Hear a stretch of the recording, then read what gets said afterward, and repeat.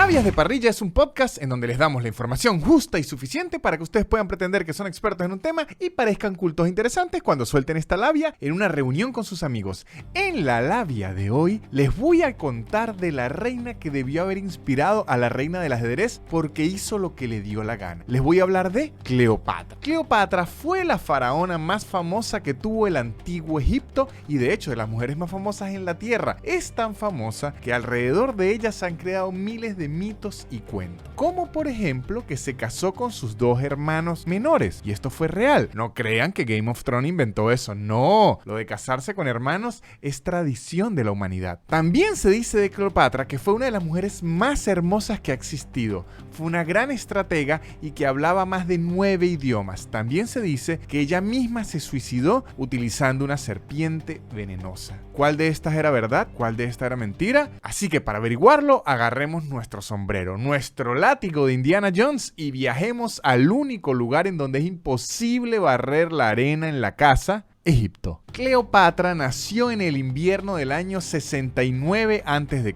o sea, el año menos 69 para nosotros, en Alejandría, Egipto, que en ese entonces era la capital. Actualmente la capital de Egipto es el Cairo, para que no caigan en errores cuando suelten esta labia. No caigan en errores. Su nombre completo era Cleopatra Filopator Neade, aunque era mejor conocida como Cleopatra VII.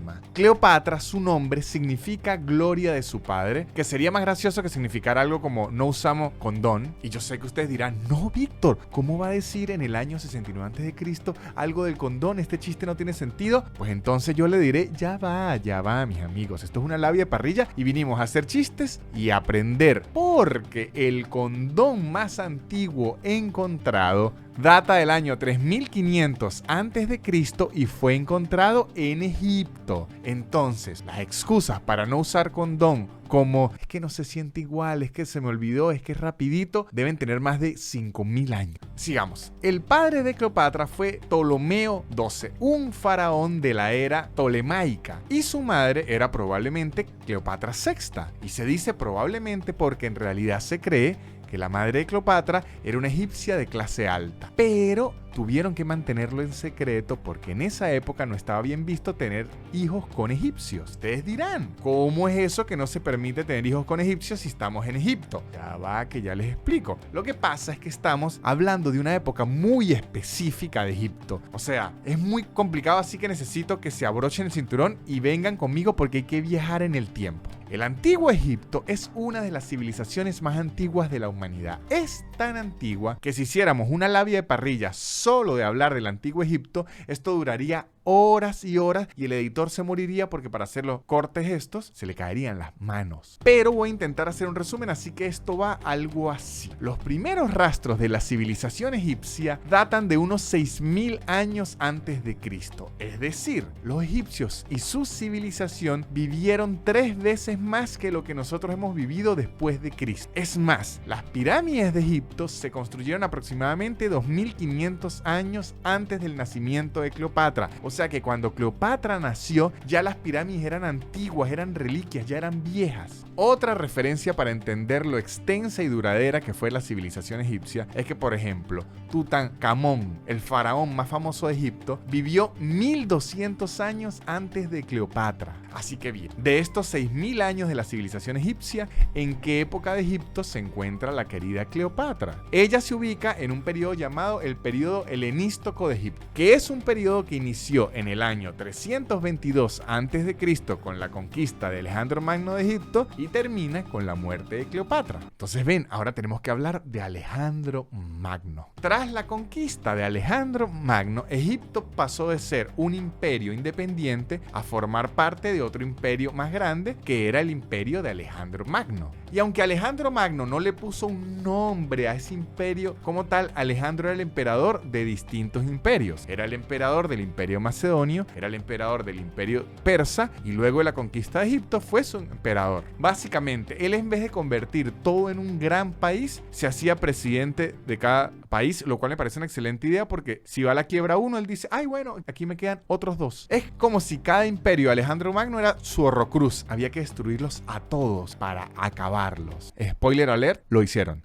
Cuando Alejandro Magno conquistó Egipto casi 300 años antes de que naciera Cleopatra, transformó a ese antiguo imperio de cierta manera en una civilización griega. Memphis dejó de ser la capital de Egipto, que era la capital en esa época, y él construyó Alejandría, que sería la nueva capital. Ciudad que aún existe en Egipto y sigue siendo muy importante, pero que para esa época era una ciudad completamente griega dentro de Egipto. Alejandro Magno en Alejandría acabó con todos los rituales, las tradiciones egipcias. De hecho, puso como idioma principal el griego. Cuando Alejandro Magno murió y todos sus generales se repartieron los terrenos, Egipcio fue tomada por Ptolomeo I. A partir de ahí comienza la dinastía tolemaica. Una dinastía que, por cierto, fue muy problemática porque era una dinastía de extranjeros y era una civilización netamente griega la que gobernaba Egipto. Es allí, 270 años después de la muerte de Alejandro Magno, y en este Egipto, que era más griego que egipcio, cuando nace nuestra querida Cleopatra. Por esto es que les dije que en ese entonces no estaba bien visto juntarse con egipcios, porque era una civilización prácticamente griega. Los primeros años de la vida de Cleopatra en realidad no son tan relevantes, que es mi forma elegante de decir que no conseguí nada de datos. Lo que sí se sabe es que cuando Cleopatra tenía 4 años, su padre, Ptolomeo XII, fue removido de su mandato como faraón de Egipto por los mismos habitantes de Egipto. Cuando digo los mismos habitantes de Egipto, me refiero a los de Alejandría, que eran griegos, porque en esa época los verdaderos egipcios no tenían velas en ese entierro. En resumen, la razón por la que el papá de Cleopatra lo expulsan de Egipto es porque era un fiestero, derrochador y le hacía muchos ojitos a los romanos, que eran sus enemigos en esa época. De hecho, hay registros de pergaminos escritos por Ptolomeo XII, el papá de Cleopatra, que le decía a los romanos algo así. En la traducción sería como: hola perdidos. Egipto en ese momento era independiente, pero Roma lo quería anexar a su imperio. Como Ptolomeo no le interesaba mucho pelear con Roma porque básicamente no tenía las armas ni el ejército como para durar más de media hora contra los romanos, él decidió hacerse su amigo y darle mucho dinero y recursos como una especie de tributo, soborno, plata para que no me invadan. Esto no le gustó a los egipcios y lo derrocaron, y la que toma el poder es Cleopatra VI, la mamá de Cleopatra. O mejor dicho, el orgullo de papá 6, como era la traducción de su nombre, y sería un increíble nombre para un autobús en Caracas. Esta Cleopatra, que no es Cleopatra de las que les hablé al inicio, sino la mamá, murió ese mismo año y en Egipto quedó en manos de nada más y nada menos que no de Cleopatra, sino de Berenice, su hermana. Durante el reinado de Berenice en Egipto, Cleopatra acompañó a su papá XII en todos los sitios que vivió porque estaba exiliado de Egipto. Y fue viajando con su padre que Cleopatra aprendió a hablar tantos idiomas y aprendió tanto de las culturas. Se dice que sabía hablar 9 idiomas, pero de los únicos que se tiene registro era su lengua madre, el griego, el hebreo, el sirio, el arameo, el latín y el egipcio. De hecho, de toda la dinastía de Cleopatra, ella fue la única que aprendió a hablar egipcio. Durante el reinado de Berenice, la hermana de Cleopatra, su padre planificó el regreso al trono de Egipto con ayuda de los romanos y 3 años después recuperó el mandato, todo con la vigilancia de Roma. 4 años más tarde de esto, Ptolomeo XII muere, dejándole Egipto ahora sí a Cleopatra, porque fue la hija que lo acompañó siempre. Bueno, agarre usted esto. Cuando Cleopatra se corona como la faraona de Egipto, tenía apenas 18 años. También en ese momento, para asegurar que el pueblo estuviese feliz, se casa con su hermano menor de 12 años, Ptolomeo XIII. Esta gente era igual que Apple, en vez de inventar un nuevo nombre, le agregaba números. 3 años más tarde, ya estamos en el año 51 a.C., la pareja de hermanos reyes se pelea y Ptolomeo XIII expulsa a Cleopatra de Egipto. A Cleopatra le toca irse otra vez. Cleopatra se va a Roma como exiliada y resulta que en Roma había una guerra civil y había un conflicto muy grande entre dos generales romanos, Julio César y Pompeyo. Allí Cleopatra dice: yo no soy huevona, y empieza un romance con Julio César. Y aunque entre ellos nunca hubo una relación oficial, era como esa parejita de amigos que uno los ve y dice: estos dos se andan echando una revolcada.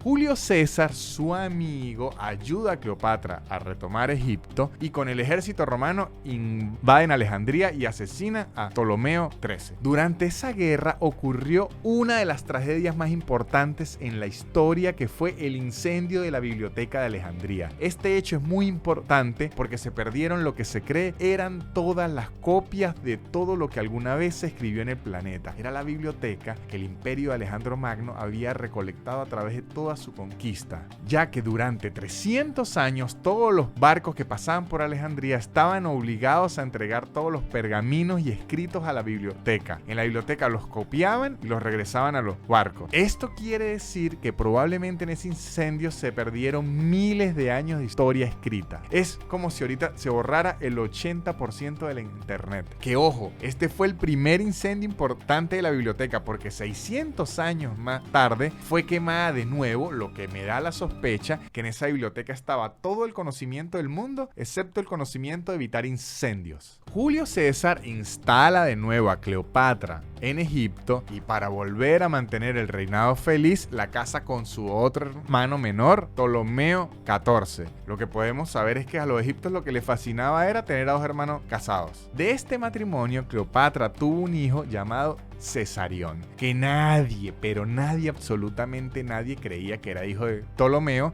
Todos en el vecindario sabían que era hijo de Julio César, pero es que bueno, si le puso de nombre Cesarión, ¿de quién iban a pensar que era hijo? En el año 44 a.C., Julio César fue asesinado en el Senado de Roma, dejando un vacío de poder y un vacío en la cama de Cleopatra. Cuando muere Julio César, el poder en Roma es ejercido por un nuevo gobierno que consiste en una junta de 3 personas: Octavio, Lépido y Marco Antonio. Y como Cleopatra ya sabía cómo funcionaba todo, empezó a tener una relación amorosa con Marco Antonio. De esta relación amorosa se tiene conocimiento que, aunque no era una pareja formal, ambos en el año 41 a.C.